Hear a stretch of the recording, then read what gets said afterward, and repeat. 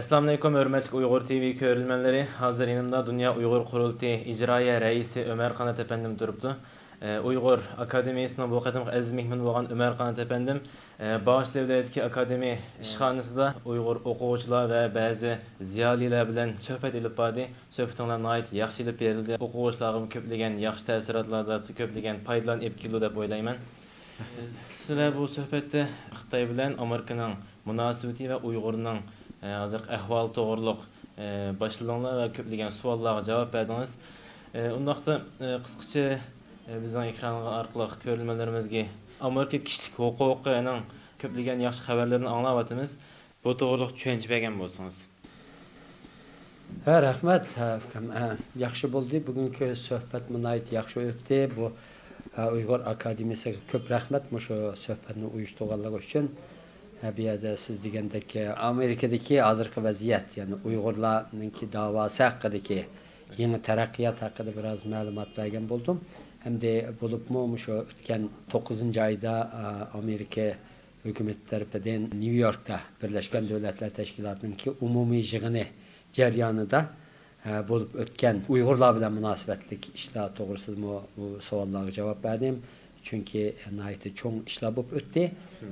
Ondan keyin Amerika birincisi Amerikada tunca qitim əmdi xalqara boyunca etsaq Uyğur davası, Uyğur məsələsi muş xalqaradakı mühim platformalarning biri bo'lgan, eng oliy platform bo'lgan Birləşmiş Dövlətlər Təşkilatınınki eng oliy darajada bu münazara qilindi, shu yerda tilga ilindi. Mesela ötküzülgen bu xalqaralıq dini erkinlikni qo'g'dash to'g'risidagi yig'inda Amerika prezidenti Donald Trump, Ma'un prezident Mike Pence, tashqi ishlar ministri Mike Pompeo, undan keyin Birlashgan Davlatlar Tashkiloti bosh sekretari Guterres bilan bizningki qizimiz Javhar, İlham To'xtining qizi Javhar shu sahnada birga o'ltirdi.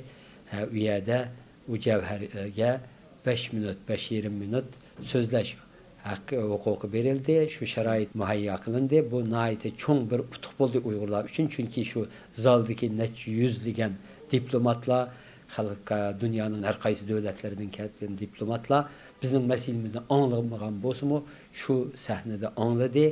Bu Birləşmiş Dövlətlər baş sekretarı şu deginimdək şu yerdə bildi oldu. Yəni bu nəhayət çox bir utuqdur. İkincisi, şununla paralel halda Amerika Tashqi ishlar Ministrligi tomonidan uyushtirilgan bir yig'in qatnashdik.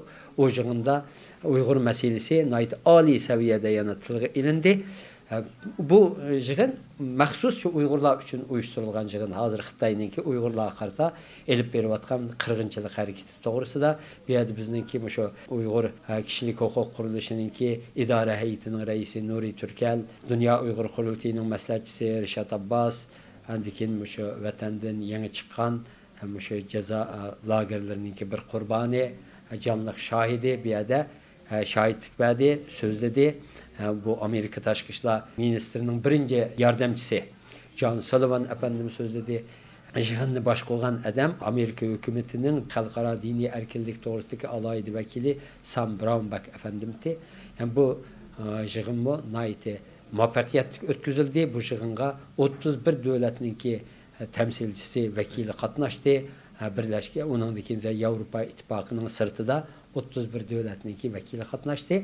Bu yig'in yalnız Amerika ile emas, yani Amerika ile birlikte hareket qilgan Amerika ve yani 4 devletninki hamkorligi ostida ichilgan yig'in Amerika'nın sırtında, yani Kanada, Angliya, Gollandiya ve Germaniyaninki yetakchiligida ichilgan bir yig'in. Bu yig'in bo'lib o'tdi. Undan keyin yana yangi bo'lgan nima haqida ma'lumot berdim. Bu bo'lsa Amerika hukumatininki, masalan, Savdo ministrligininki, Xitoyninki 28 shirkat va organini Sharqi Turkistonda Uyg'urlarga va boshqa Turkiy xalqlarga qarata ilib berilayotgan qirg'inchilik harakatida bevosita yo vosita holda mas'uliyati bo'lgan deganini bilan bularni qora tizimlikka olganligi bu nəhayət mühim bir işdi. İkincisi, yana şu Şarkı Türkistan'da Uyg'urlarga qarata ilib berilayotgan qirg'inchilik harakatda mas'uliyati bor degan, yana Xitoyninki rahbarlariga viza çekilmesi gelip geldi. Bu Uygurlar için ilip etkanda naiti bir çoğun bir utuk. Xitay komünistleri vatanımız Şarkı Türkistan'ın besi vağandan beri olgu keltirgen en çoğun utuk dep qarayma. Çünkü muşu 70 yıldan beri tunca qitim bir devlet Uygurlarga igi çıqqan boldu. Uygurlar qarayqan muşu bastırış hareketi sebebinden Xitayni cezalaş üçün, Xitay rehberlerini cezalaş üçün, Xitay organlarını cezalaş üçün muşunda bir karar aldı. Bu karar hemimizden yüzünü küldedi. Bunun için naite Amerika hükümeti biz minnettarımız. Muşuhlar hakkında yeni gelişmelere malumat verdim.